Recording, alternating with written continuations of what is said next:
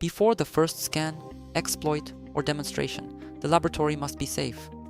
A vulnerable machine is intentionally insecure, so placing it on a normal home, university, or company network can expose other systems and create unnecessary risk.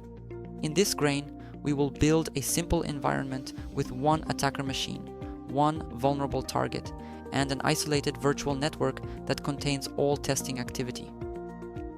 The lab has 5 essential parts. The host computer provides the physical processor, memory, and storage. The hypervisor, such as VirtualBox, creates and controls the virtual machines. Kali Linux acts as the attacker workstation and contains the security tools used later in the module. The vulnerable target is a system designed for authorized practice. It must never contain real personal or organizational data. Finally, the isolated virtual network allows the 2 machines to communicate without placing the target directly on the physical network. Network mode is the most important safety decision. An internal network is the preferred beginner option because only virtual machines attached to the same named network can communicate. A host-only network can also be used when the host needs to access the lab, but routing and forwarding must remain disabled. NAT gives a virtual machine internet access and can be used temporarily to update Kali, then removed or disabled before testing. A bridged adapter places the virtual machine on the physical network. Never bridge an intentionally vulnerable target to home Wi-Fi, a campus network, or a company LAN. Before installation, confirm that the host can support the lab. Check that hardware virtualization is enabled, enough memory and disk space are available, and the hypervisor is installed from a trusted source. Obtain Kali and the vulnerable target from their official or course-approved locations. Record the versions and verify checksums when they are provided. Reserve space for snapshots because snapshots allow the learner to return to a clean state after configuration mistakes or later demonstrations. Create or import the Kali virtual machine and assign resources that the host can comfortably support. 2 virtual CPUs and a few gigabytes of memory are often enough for beginner activities, but the correct values depend on the computer. Update Kali through a temporary NAT connection if necessary.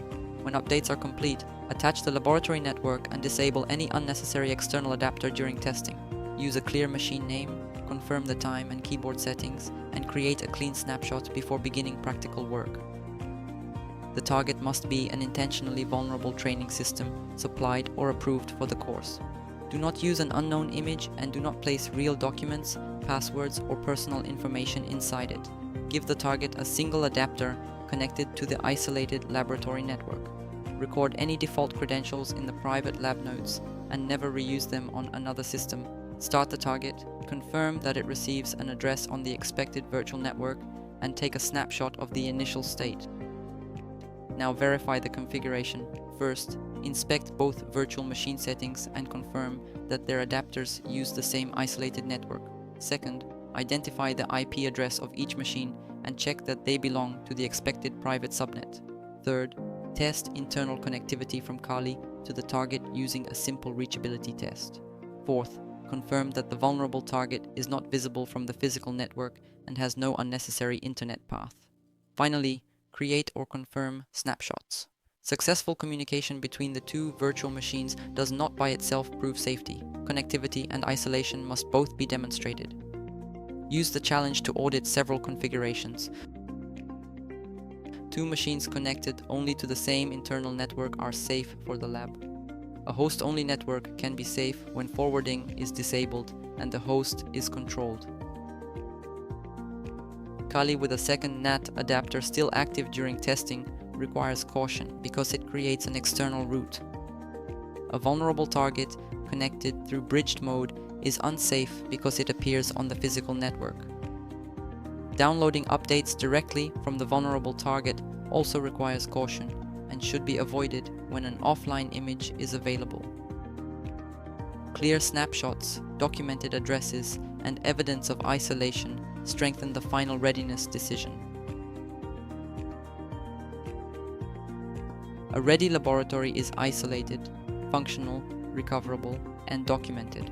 Submit screenshots that show the network settings of both virtual machines, their private addresses, successful internal connectivity, and the available snapshots. Do not include sensitive host information in the evidence After the checklist is validated, the environment is ready for the later reconnaissance and scanning activities. The safety boundary must remain in place throughout every practical exercise.